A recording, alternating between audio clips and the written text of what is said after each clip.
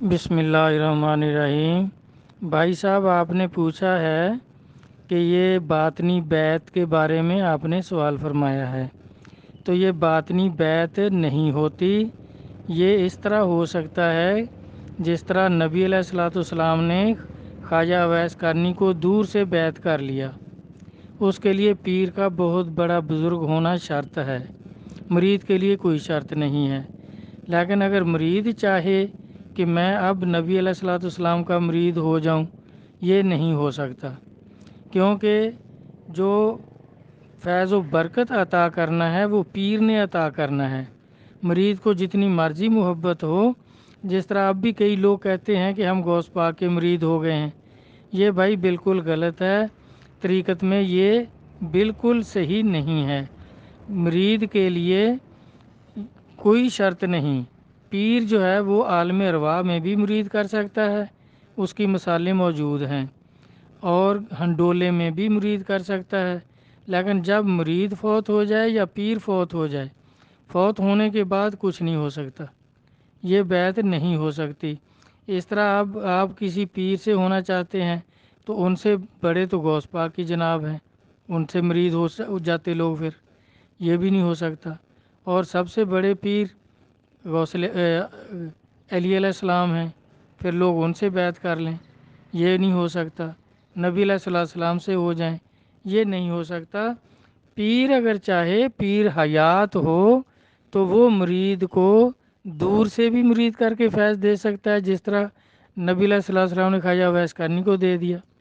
اور مرید ابھی پیدا نہ ہوا ہو تو اس کو بھی پیر بہت بڑا اس میں کمال ہو، جیسے بازی بستامی رحمۃ اللہ نے ابو الحسن خرقانی کو عالم ارواح میں مرید کر کے ان کی تعلیم کر دی، اور دنیا میں بتا دیا کہ میرے 100 سال بعد یہاں ابو الحسن نامی ایک شخص پیدا ہوگا، ان کو مرید کر کے ہم نے فیض و برکت دے دیا ہے۔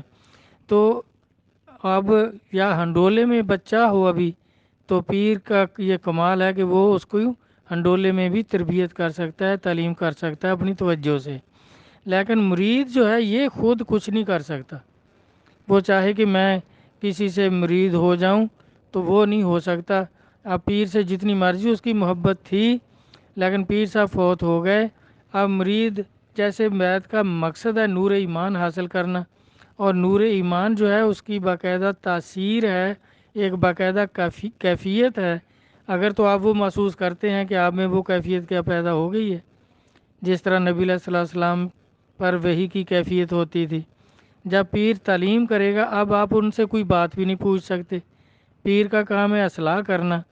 اب آپ کی کئی الجھنیں ہوں گی، تو وہ پیر صاحب اب فوت ہو گئے ہیں تو آپ ان سے بات نہیں کر سکتے، کیسے پوچھیں گے بھئی؟ جو آپ کی الجھن ہے وہ ان سے کیسے دریافت کریں گے؟ کسی دوسرے پر آپ کا یقین نہیں بنے گا۔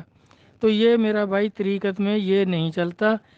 نبی علیہ السلام سے لے کر آج تک یہ جتنے بڑے بڑے ولی اور بزرگ ہوئے ہیں، سب نے پیر و مرشد اختیار کیے، وہ حیات تھے، بزرگ بھی حیات تھے، اور مرید ہونے والے جو بعد میں بڑے بڑے ولی ہوئے ہیں وہ بھی حیات تھے۔ تو اس طرح یہ باطنی بیعت نہیں ہو سکتی۔ پیر کر سکتا ہے، اگر پیر چاہے تو وہ دور سے بھی کر سکتا ہے، پیدا ہونے سے پہلے بھی مرید کر سکتا ہے، اس کی مثالیں تو طریقت میں موجود ہیں۔ لیکن مرید اگر چاہے کہ وصال جو بزرگ کر گئے ان میں سے کسی کا بھی مرید ہو جائے، تو یہ بالکل طریقت کے خلاف ہے، ایسا نہیں ہو سکتا۔ میرا خیال ہے آپ کو سمجھ آ گئی ہوگی۔ اگر پھر بھی کوئی شک شبہ رہ جائے تو دوبارہ میسج کر دینا، میں انشاءاللہ پھر عرض کر دوں گا۔ ٹھیک، اللہ حافظ۔